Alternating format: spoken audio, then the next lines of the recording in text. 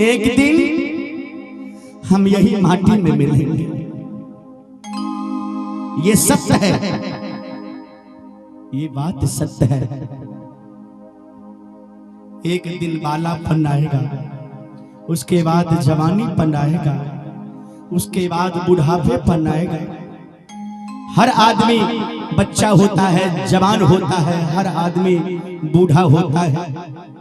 बूढ़ा होने के बाद नाना प्रकार के शरीर में बीमारी होती है।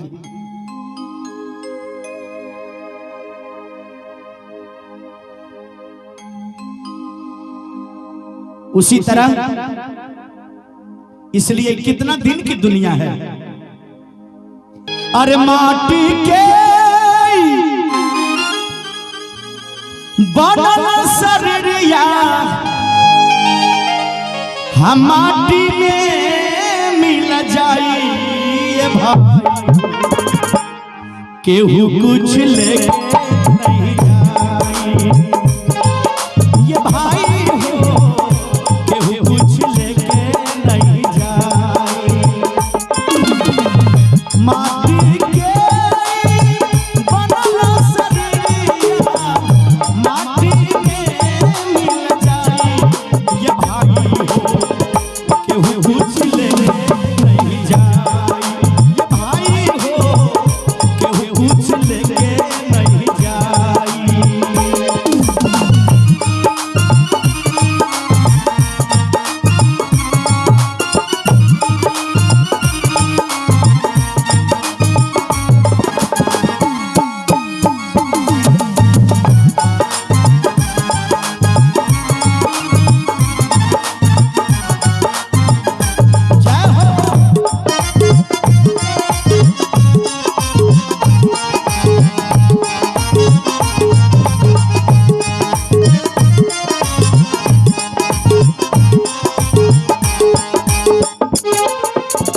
एक और पुरस्कार गुप्त दान महाकल्याण 100 रुपया का पुरस्कार, और ये भी गुप्त दान 100 रुपया का पुरस्कार।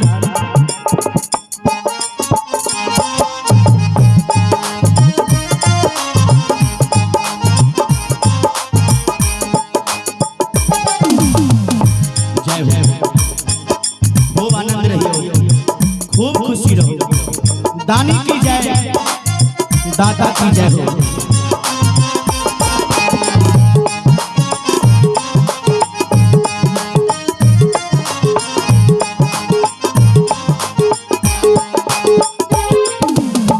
पाप और पुण्य के दुई गो डगरिया, जे बन जगर मुसाफिर मुसाफिर, जे बन जगर मुसाफिर।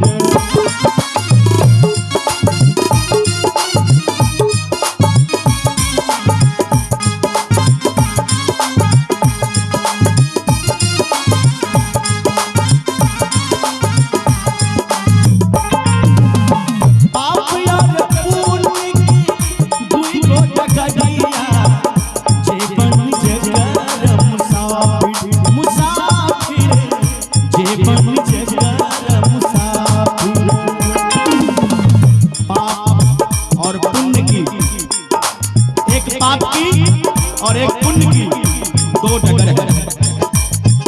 जो अच्छे कर्म करेंगे वो पुण्य की डगर पे जाएंगे, पुण्य के रास्ते पर।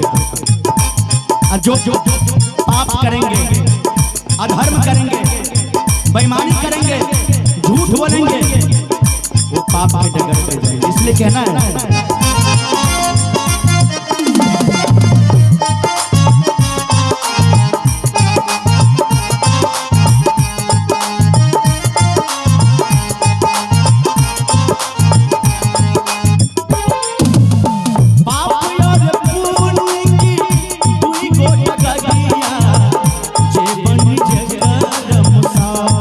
मुसाफिर, जे बन जगर मुसाफिर।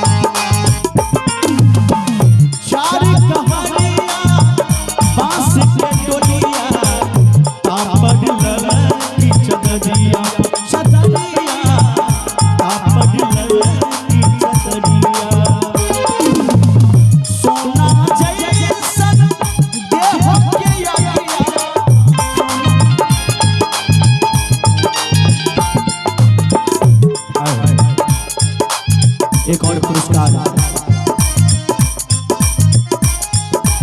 बबलू जी की माता जी की तरफ से 51 रुपया के पुरस्कार है। बहुत बहुत धन्यवाद है। दानी की जय, दाता की जय हो। सोना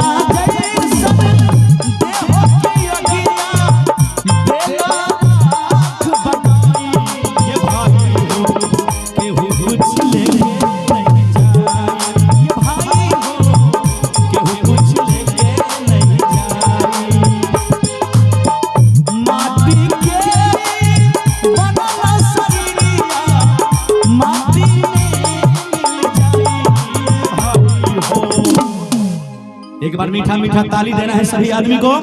बोले सच्चे दरबार की। एक बार दोनों हाथ खड़े करेंगे ईमानदारी से। चाची हाथ उठा दिया, दोनों हाथ उठाइयो जी।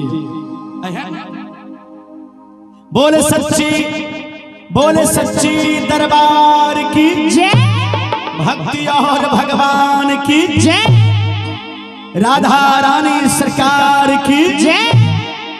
चार कहरिया हर बांस के डोलिया जे बन जकर मुसाफिर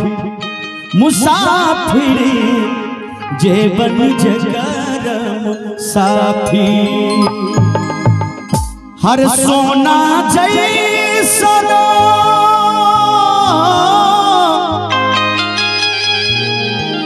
देह के अगिया अरे देला राख बनाई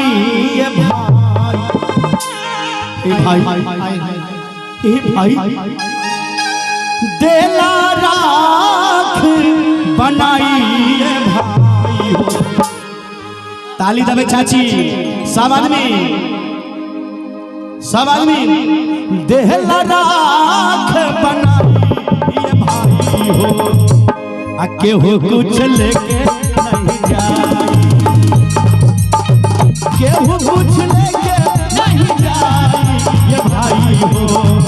केहू कुछ लेके नहीं जाए।